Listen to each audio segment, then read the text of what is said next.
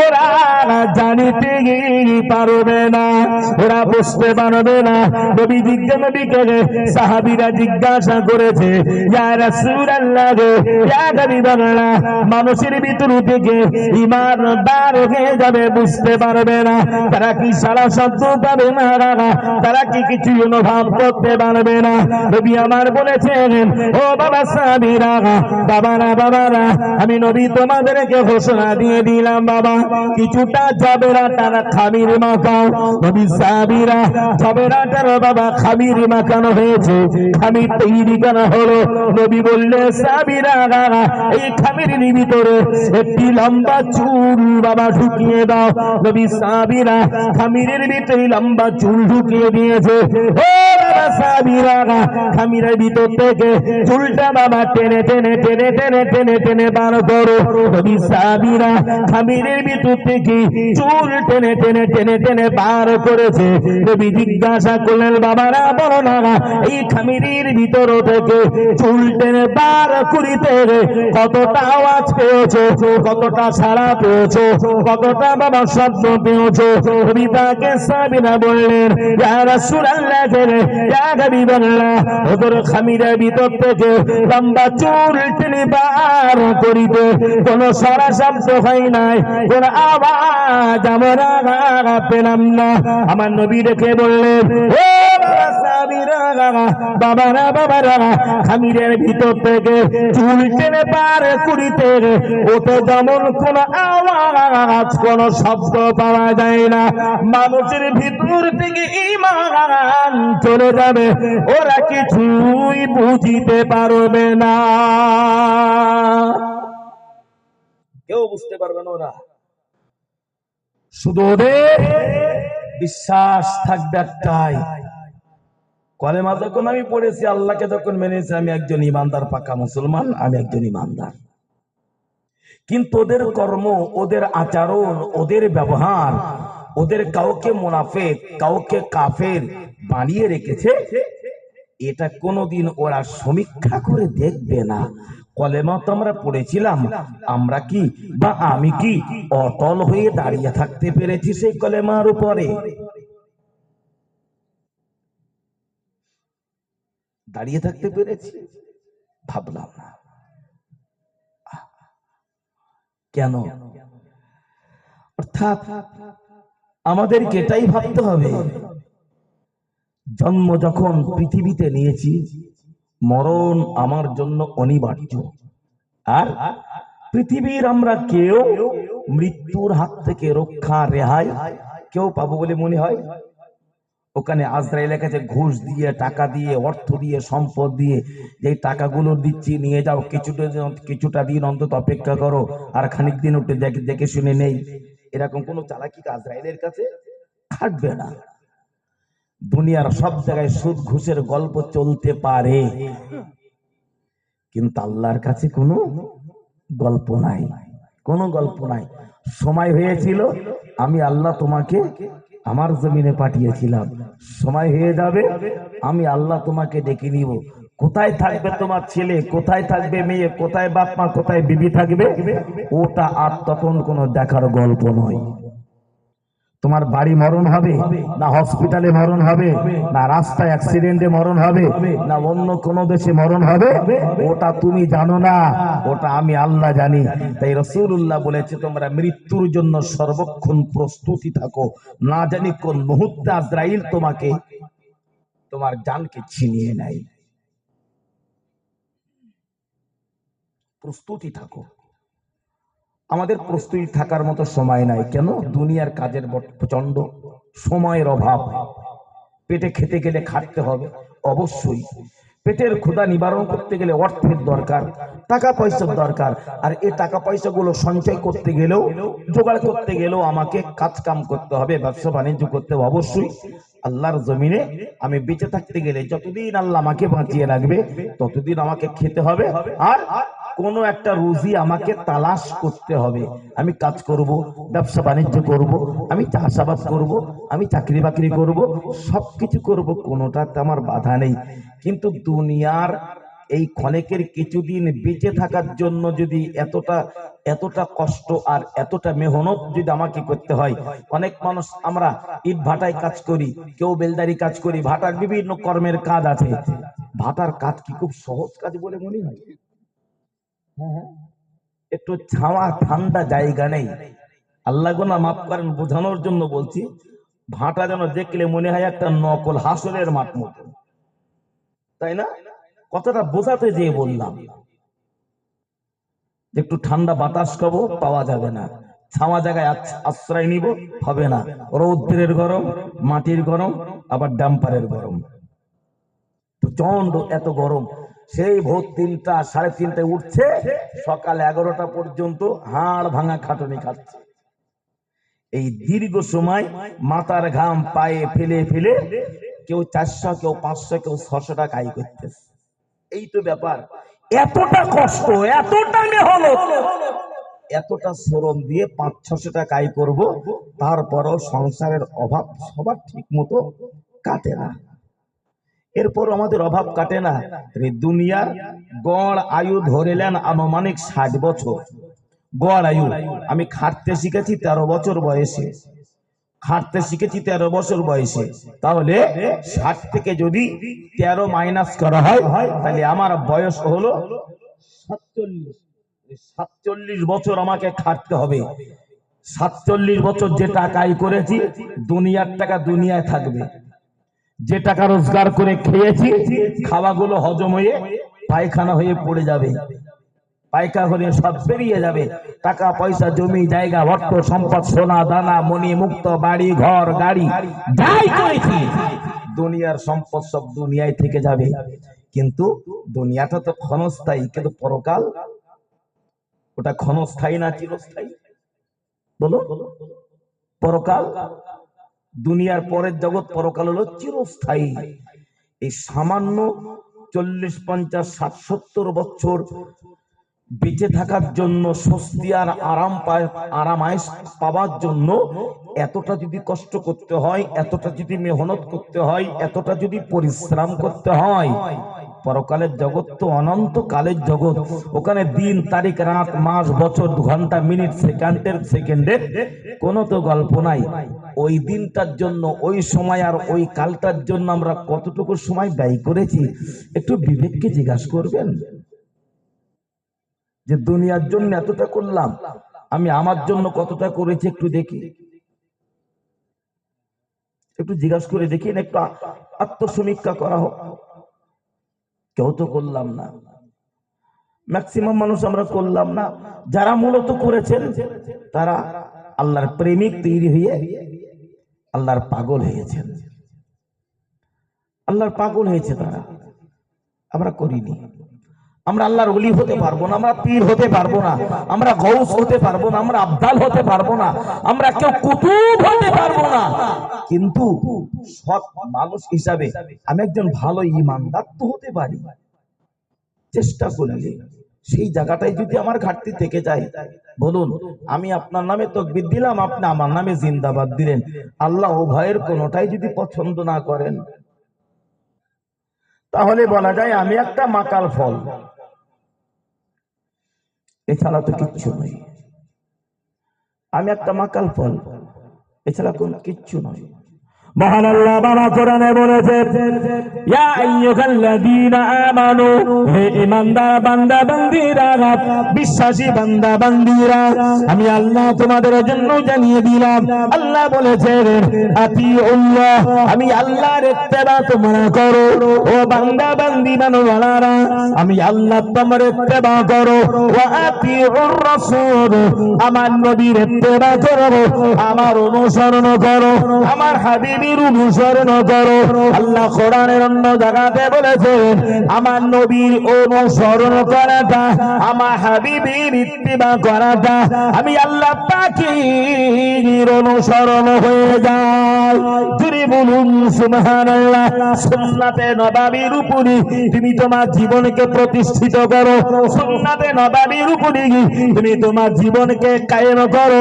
আমার নবীর প্রেমে তুমি পাগল হয়ে যাও, আমার আমার নবী তমল বলেছেন, ও বাবা সাহাবীরা, বাবারা, আমি মুহাম্মদুর রাসূলুল্লাহ সাল্লাল্লাহু আলাইহি ওয়াসাল্লাম, আমি নবী বাবা তোমাদেরকে জানিয়ে দিলাম, নবী বলেছে আসহাবিকান নুজুম, আমার নবী বলেছে আসহাবিকান নুজুম, আমার একজন সাহাবী হলো আল্লাহ পাকের আকাশের নক্ষত্রের সমতুল্য। জোরে বলো আর একটু মহব্বত করে বলুন সুবহানাল্লাহ।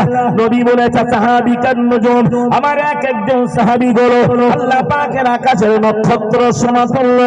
আমার কোন একজন সাহাবী অনুসরণ করাটাই হলো আমি রাসূলুল্লাহ আর অনুসরণ হয়ে যাই।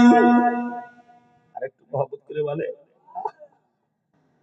আমার কোন একজন রাসূলের, আমার কোন একজন সাহাবীর অনুসরণ করবে, আমি নবীর অনুসরণ হয়, আর আমার প্রেমের পাগল হবে, আমার অনুসরণ করবে, আমার আল্লাহ পাকের অনুসরণ হয়ে যায়।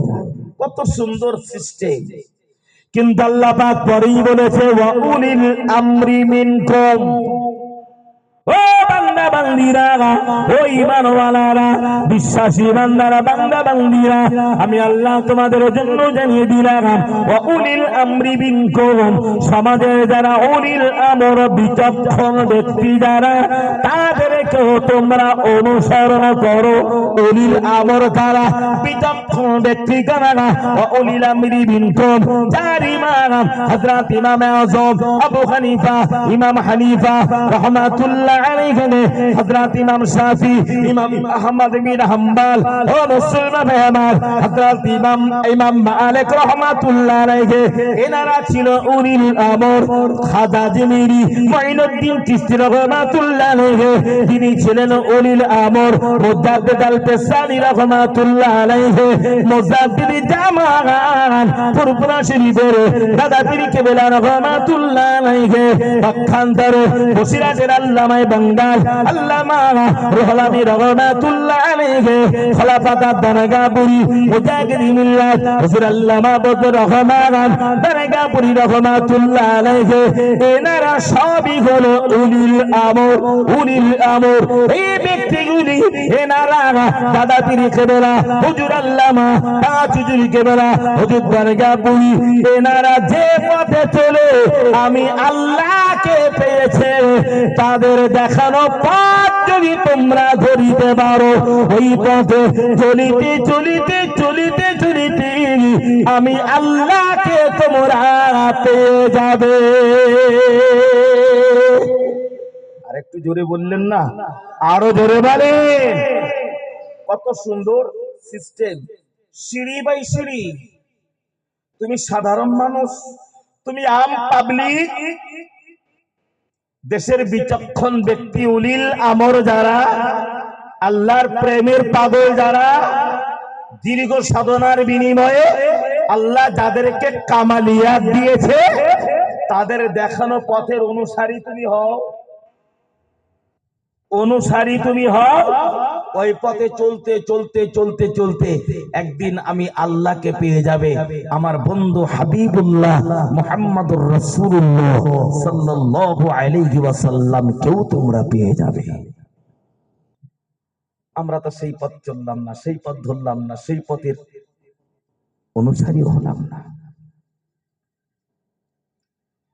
কি ফায়দা আমি লুটলাম বলুন? আমি যেই মারা যাব, আমার জন্য বাপ কাঁদবে, আমার জন্য আমার মা কাঁদবে, আমার বিবি কাঁদবে, আমার ছেলে কাঁদবে, আমার মেয়ে কাঁদবে, আমার ভাগনা ভাগ্নি কাঁদবে, আমার ভাই বোন কাঁদবে, আত্মীয় স্বজন পরিজন সবাই আমার জন্য কাঁদবে। কাঁদবে না? সবাই কাঁদবে। কিন্তু আমি যেই মরবো সব আমার জন্য কাঁদবে। কত শোকাহত, কত দুঃখ, কত কষ্ট, কত বেদনা। কিন্তু কান্নার পরেও কেউ কি আমাকে, অন্য কেউ এসে যদি আমাদেরকে বলে যে তোমার আব্বা মরে গেছে, আব্বার প্রেমে আব্বার মহব্বতে এত কাঁদতেছে, যখন এক কাজ করো, বেকার তোমার আব্বার মাটি দিও না, বাড়ি রেখে দাও একটা ঘরে। তোমার কাছে উনি 20 লাখ টাকার ঘর করেছে, 1 কোটি টাকা দিয়ে 5 তলা বিল্ডিং করেছে, অন্তত বাপের জন্য একটা ঘর, অন্তত বাপ কিয়ামত পর্যন্ত এই ঘরটায় থাকে, রেখে দাও, কবর দিও না। যারা কাঁদছে শোকাহত, ওদেরকে যদি বলা হয়, ওরা কেউ রাখবে বলে মনে হয়? হ্যাঁ, কেন রাখবে না? এই ভেজাল কেন রাখবো? এই দুর্গন্ধ গোটা সমাজে ভাইরাস, দুর্গন্ধ ছড়াবে, ভেজাল রাখা যাবে না। তাহলে কান্না এটা দুনিয়ার একটা মায়া, মোহাব্বত, একটা অন্তরের একটা প্রেমের টান। জীবনের মতো আমার থেকে বিদায় নিয়ে চলে যাচ্ছে, একটা শোক, একটা কষ্ট লাগে। কেউ যখন ধরে রাখতে পারবে না, যতই তারা কাঁদুক। কিন্তু ওই ছেলেগুলোকে যদি বলা হয় যাই মরে গেলে তোমরা তো আমার জন্য সবকিছু কাঁদবা, সবকিছু করবা, তা আমি তো তোমাদের জন্য কাজ করতে করতে আমি আমার জন্য তেমন কিছু করতে পারিনি। কবরে যদি আমি ধরা পড়ে যাই, অন্তত আমার হয়ে তোমরা একটু সহযোগিতা করো। ফেরেশতা যদি আমার মারে, তা আমার হয়ে তোমরা একটু আমার পাশে দাঁড়িও। আমার ছেলে বলি মেয়ে বলি কেউ কি আমার পাশে দাঁড়াবে? কত বলে, আমার হয়ে কেউ নয়, অর্থাৎ কেউ আমার জন্য নয়। ইন্নামা আমওয়ালুকুম ওয়া আওলাদুকুম ফিতনা। তোমার অর্থ সম্পদ, সন্তান সন্ততি তোমার জন্য সব ফিতনা, সব তোমার জন্য বেকার। ছেলেও তোমার জন্য না, মেয়েও তোমার জন্য না, বিবিও তোমার জন্য না, মা বাবাও তোমার জন্য না, অর্থ সম্পদ তোমার জন্য না, তোমার জন্য তুমি নিজেই। সেই জায়গাটায় তুমি কি করেছো, কি করেছো? রসুলের প্রেম, রসুলের মহাব্বত, রসুলের ভালোবাসা আমরা দেখাই। নবীর মহাব্বতে দরুদ পড়লাম, নবীর প্রেমে সালাম জানালাম, আলহামদুলিল্লাহ, অবশ্যই তো ভালো কথা। নবী তোমাকে ভালোবাসি, কিন্তু ঘুরিয়ে যদি জিজ্ঞাসা করা হয় নবীকে এতটা মহাব্বত করি, এতটা প্রেম করি, সেই নবী বলেছে যে আমার একটা সুন্নাতকে যারা জীবিত করে আল্লাহ তাদেরকে 100 শহীদের মর্যাদা নসিব করে। সুবহানাল্লাহ বলুন। অর্থাৎ নবীর একটা সুন্নাত মেনে নিলে 100 শহীদের মর্যাদা আল্লাহ দেয়। নবীকে এতটা মহব্বত করেন, এতটা ভালোবাসেন, আমার নবীর কটা সুন্নাত আপনার আমলে আছে একটু বলুন না। যে রসুলের এই সুন্নাতটুকু আমি মেনেছি, কন্টিনিউ। নবীকে মানার মানুষের অভাব নাই, কিন্তু রাসূলুল্লাহ রেখে যাওয়া সুন্নাতের উপরে অটল হওয়ার মানুষের অভাব, বাস্তবে রূপ দেওয়ার মানুষের অভাব। এই ঘাটতি আর আমরা কতদিন করব? জীবনটা আমাদের চলছে পুরো মাইনাসে চলছে অটোমেটিক। এই মাইনাস কাটিয়ে উঠবো কবে আমরা আগিয়ে? ও রাসূলুল্লাহ তাআলা নবী মুহাম্মদ রাসূলুল্লাহ সাল্লাল্লাহু আলাইহি ওয়াসাল্লাম, নবী আমার আরব দুনিয়াতে এসেছে, নবী আমার আরব দুনিয়াতে এসেছে সময়টা বর্বরতা, জাহিলিয়াতের যুগ, মূর্খতার যুগ, অজ্ঞতার যুগ, অন্ধের সময় আমার রাসূলুল্লাহ এসেছে। পক্ষান্তরে দেখতে পাওয়া যায় আমার নবীর ব্যবহারে, নবীর আচরণে, ওঠা বসা চলাফেরা, নবীর আদর্শে মক্কার মানুষেরা, মদিনার মানুষেরা আমার নবীর ব্যবহারে দলে দলে দলে দলে ইসলাম গ্রহণ করে এক একজন তারা জান্নাতের মানুষ হয়েছে। জোরে বলুন। আবু বকর আমার নবীকে দেখেছে, আবু জেহেল নবীকে দেখেছে, ওমর আমার নবীকে দেখেছে, ওলীদ বিন মুগীরা আমার নবীকে দেখেছে, উসমান আমার নবীকে দেখেছে, আবার আবু তালেব নবীকে দেখেছে। সবাই দেখেছে। উতবা নবীকে দেখেছে, আব্দুর রহমান বিন আউফ নবীকে দেখেছে, সবাই নবীকে দেখেছে। কিন্তু আবু বকর, আবু জেহেল সবাই নবীকে দেখেছে, আবু জেহেল নবীকে দেখেনি। কিন্তু সবার একই চোখে দেখেছে, কিন্তু দেখাটা কি সবার এক ছিল? কথা বলে। তাহলে একদল মানুষ নবীকে দেখে জান্নাতের মানুষ হলো, আর একদল নবীকে দেখেও তারা জাহান্নামে চলে গেল। কেন? নবীকে দেখেছে তারা, কিন্তু রসুলের আচরণটা তারা বাস্তবে রূপ দিতে পারেনি, আরো বিরুদ্ধাচরণ করেছে। আরো বিরুদ্ধচারণ করেছে। নবী আমার মাথায় বাবা টুপি ব্যবহার করেছে, নবী আমার গায়েতে জুব্বা ব্যবহার করেছে। আমার নবী পড়েছি কি আমি পড়ি, আমার নবী গায়েতে জুব্বা পিরিগান ব্যবহার করেছে, আমি আমার গায়েতে পড়ি। আমার রাসূলুল্লাহ নামাজ আদায় করেছে, আমি নামাজ আদায় করি। আমার নবী হজ করেছে, আমি হজ করি। আমার নবী উমরা করেছে, আমি উমরা করি। আমার নবী আল্লাহ পাকের নামাজ আদায় করেছে, আল্লাহ পাকের ইবাদতে মশগুল হয়েছে। আমি কোন সময় ইবাদতে মশগুল হয়ে থাকি। আমার রাসূল আল্লাহ পাকের কোরআন বাবা তেলাওয়াত করেছে, আমরাও তো কোরআন তেলাওয়াত করি। পক্ষান্তরে মাথায় রাখো, নবী সাহাবীরা সব যারা জান্নাতের মানুষ হয়ে গেল, শুধু নবীকে মেনেছে। এটাই তো শেষ নয়, নবীকে মেনেছে, নবীর আচরণ মেনেছে, নবীর ব্যবহার মেনেছে, নবীর আখলাক মেনেছে, নবীর সততা মেনেছে, নবীর চরিত্র মেনেছে, নবীর উত্তম ব্যবহার মেনেছে। এক কথায় রাসূলুল্লাহ ওঠা বসা চলাফেরা খাওয়া পেওয়া আখলাক আদর্শ চরিত্র উত্তম ব্যবহার গোটা সাহাবীদের জন্য, শুধু সাহাবী নয়, আমার রাসূলুল্লাহ 63 বছরের গোটা জীবনটাই হলো মানব জাতির জন্য একটি মডেল। জোরে বলুন সুবহানাল্লাহ। আমার নবীর গোটা জীবন আদর্শ মানব জাতির জন্য একটি মডেল মডেল মডেল। নবীর মডেলে তুমি যদি মডেলিং হতে পারো, নবীর মডেলে যদি মডেলিং হতে পারো, নবীর মডেল তোমাকে আল্লাহ পাইয়ে দিতে পারে, নবীর মডেল তোমাকে তোমাদের সমাল বানাতে পারে, নবীর মডেল তোমাকে জাহান্নাম থেকে বাঁচাতে পারে, নবীর মডেল তোমাকে তোমাদের সমাল বানাতে পারে, নবীর মডেল তোমাকে আল্লাহ পাকের আরশের ছায়া দিতে পারে, নবীর মডেল তোমার মরণটা ঈমানের আসানি মরণ দিতে পারে, নবীর মডেল আল্লাহ পাকের দয়ার রহমতের জান্নাত নসিব করে দিতে পারে। পারে না? তোমার জীবনটা নবীর মডেলের সাথে রাঙিয়ে ফেলো।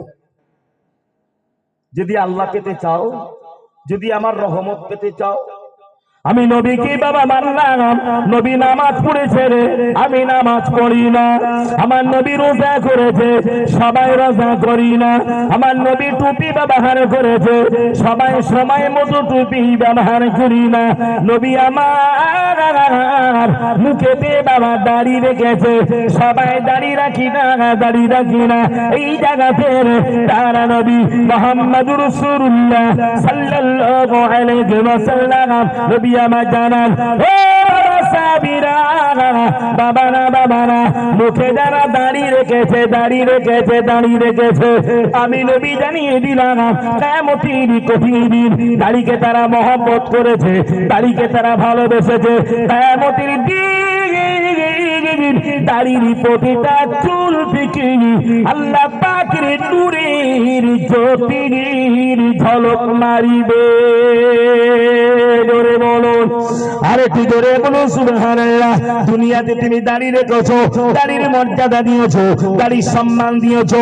কিয়ামতের দিন তোমার দাড়ি থেকে নূরের ঝলক আল্লাহ ছটকা মেরে দিবে, নূরের চমকানি দিবে। রাসূলুল্লাহ পরিয়ে বলেছে, ও বাবা সাহাবীরা, বাবারা বাবারা, আমি নবী তোমাদের জানিয়ে দিলাম, মুখের দাড়ি কেটো না, কেটো না, কেটো না, কেটো না। আমার নবী বলেছি, যারা মুখের দাড়ি কেটে মুলঠুন করে দিয়েছে, ওরা তাদের দাড়ি কাটে না, আমি মুহাম্মাদের কলিজায় ছোরা মেরেছে। আমরা তো নবীকে ভালোবাসলাম, অথচ রাসূলের এই মহব্বত আমার কাছে নাই। নবী বলেছে, যারা মুখের দাড়ি কাটলো, ওরা মুহাম্মাদের বুকে ছোরা মারলো, কলিজায় ছোরা মারলো। আল্লাহ গুনাহ ক্ষমা করেন, বোঝাতে গিয়ে বলছি, কোন একটা মানুষকে খুশি করতে গিয়ে মুখের দাড়িটা আমরা ক্লিন করে দিলাম, পরিষ্কার করে দিলাম। মুখে আছে নবীর ভালোবাসা, অথচ অন্তরে আছে নবীর কলিজা কাটা। এটাই কি নবীর প্রেম?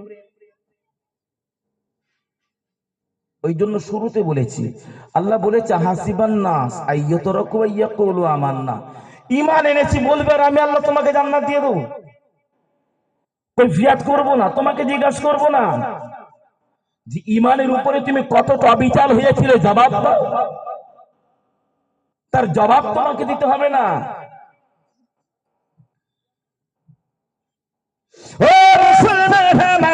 আমি আপনাকে পক্ষান্তরে আরেকটি কথা বাবা জানাতে চাই। প্যারা নবী মুহাম্মদ রাসূলুল্লাহ সাল্লাল্লাহু আলাইহি ওয়াসাল্লাম নবী আমার যখন মদিনার মসজিদে নববীতে বসতেন, আমার রাসূলের চারিপাশে সাহাবায়ে কেরাম রাদিয়াল্লাহু তাআলা আলাইহিম আজমাইন হুজুররা বসিতেন।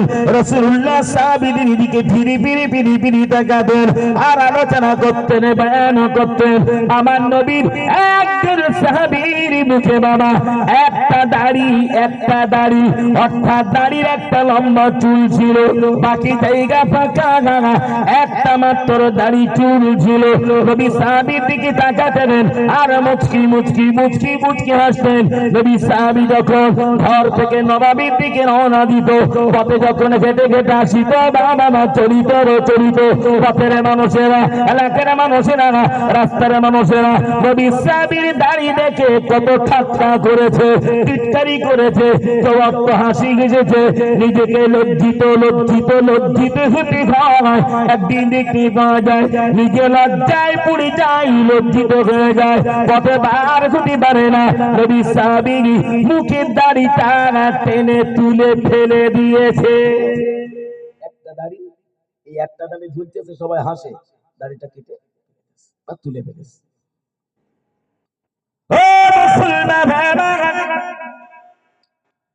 মুখের দাড়ির একখানা চুল তুলি দিয়ে রাসূলুল্লাহ দরবারে চলে যায়। আমার নবীর সম্মুখে যেই না বসেছে, নবী আমার একটা বাড়ির জন্য সাহাবী চেহারা দিকে ফেরে নাই, তাকাই নাই। আমার নবীর গোটা চেহারাটা মলিন হয়ে গেল।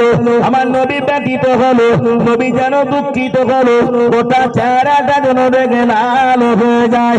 সময়ের পরে সময় পার হয়, সাহাবীর ভিতরে বারবার প্রশ্ন উদয় হয়। নবী বারবার আমার দিকে তাকান আর মুচকি মুচকি মুচকি মুচকি হাসেন। নবী এখন আমার দিকে একটা বাড়ির জন্য তাকালো না আর হাসে না। আমার নবীকে রাগান্বিত অবস্থায় দেখতে পাওয়া যায়। সময় পার হয়ে যাওয়ার পরে সাহাবী নবীকে জিজ্ঞাসা করলেন, ইয়া রাসূলুল্লাহ, ইয়া হাবিবাল্লাহ, হুজুর আপনি আমার বেয়াদবি ক্ষমা করুন, হুজুর আপনি আমাকে মাফ করে দেন। আমি যতবার আপনার দরবারে আসি আপনি আমার চেহারার দিকে তাকান আর মুচকি মুচকি হাসেন। আজকে এসেছি একটা বারের জন্য আপনি আমার দিকে তাকালেন না, আপনার পবিত্র জবানের নূরানি হাসি পেলাম না। হুজুর আপনি আজকে হাসছেন না কেন? আপনি কেন দুঃখিত? আপনি কেন ব্যথিত? আমার রাসূল বলছেন, বাবা তোমার মুখে দাড়ির যে একটা চুল ছিল, ওই চুলটা কই বাবা? চুলটা কই? ইয়া রাসূলুল্লাহ, একটা চুল আমার আল্লাহ আমাকে দিয়েছিল দাড়িতে, পথে আসি লোকে আমাকে দেখে ঠাট্টা করে, টিটকারি করে, আমি বড় লজ্জিত হই, তাই এই ঠাট্টা আমি সইতে পারি না, তাই দাড়ির চুলটা তুলে ফেলেছি। ও সাহাবী শোনো, আমি মুহাম্মদুর রাসূলুল্লাহ না, তোমার দিকে ফিরে মূলত হাসতাম না। তুমি নিজেকে কতটা ক্ষতি করেছো তুমি কি জানো? তুমি যখন আমার দরবারে এসে বসতে, আল্লাহ পাকের রহমতের ফেরেশতারা তোমার মুখের ওই একটা দাড়িতে দোলনা খেলতো। সুবহানাল্লাহ বলুন। আল্লাহর ফেরেশতারা হাজির থাকতো তোমার সাথে, তাই তোমার দাড়িটা নাই, আল্লাহর ফেরেশতাদের দেখতাম আর হাসতাম। ফেরেশতাগুলোকে দেখছি না, তাই মনে বড় কষ্ট পাচ্ছি। সেই মুখের দাড়ির আমার কাছে কোনো মর্যাদা নাই, কোনো সম্মান নাই। আমি একজন নবী প্রেমিক হওয়ার পরও সেই নবীর কলিজায় খুন মারলাম, ছোরা মারলাম। কিয়ামতের দিন ইয়াউমা ইয়াফিরুল মারউ মিন আখিহি ওয়া উম্মিহি ওয়া আবিহি ওয়া সাহিবাতিহি ওয়া বানিহি।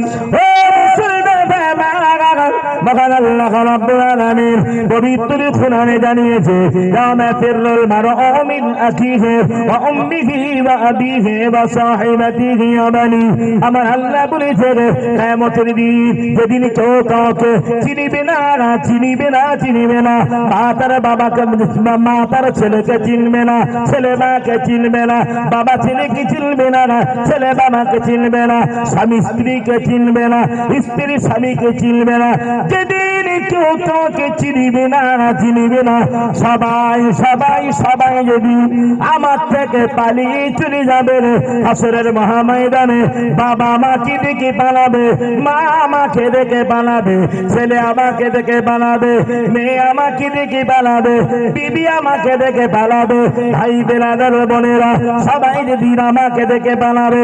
সবাই যখন আমার থেকে পালিয়ে পালিয়ে পালিয়ে চলে যাবে, যেদিন কেউ আমার হবে না, সেদিন যিনি আমার হবেন তিনি হলেন মুহাম্মাদুর রাসূলুল্লাহ।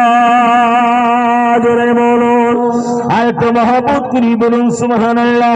আমার নবী সেদিন ডেকে বলবে আয় উম্মত আমার কাছে আয়, তোর বাবা তোকে ফেলে চলে গিয়েছে, মা তোকে ফেলে চলে গিয়েছে, ভাই তোকে ফেলে পালালো, ছেলে তোকে দেখে পালালো, মেয়ে তোকে দেখে পালালো, আত্মীয় স্বজন তোর বন্ধু বান্ধব তোকে দেখে পালালো, তোকে দেখে সবাই ফেলে পালিয়ে যেতে পারে, আমি মুহাম্মাদুর রাসূলুল্লাহ সাল্লাল্লাহু আলাইহি ওয়াসাল্লাম আমি নবী তোকে দেখে পালাতে পারি না, ফেলে যেতে পারি না, হারাতে পারি না। আই মুহাম্মাদের কাছে আয়, আমি মুহাম্মাদুর রাসূলুল্লাহ তোর জন্য আমি নবী আল্লাহ পাকের মাতরাবে মাহমুদ আমি রাসূলুল্লাহ নিজে সেজদায় লুটিয়ে যাব। আর একটু জোরে বলবেন না? সবাই যেদিন আমার থেকে পালিয়ে যাবে, আমার নবী আমাকে বন্ধুত্বর পরিচয় দিয়ে আমার জন্য আল্লাহর কাছে নাজাতের দোয়া চাইবেন, সেজদায় লুটিয়ে যাবে। আমি যে মুসলমান, আমি যে আল্লাহ বিশ্বাসী,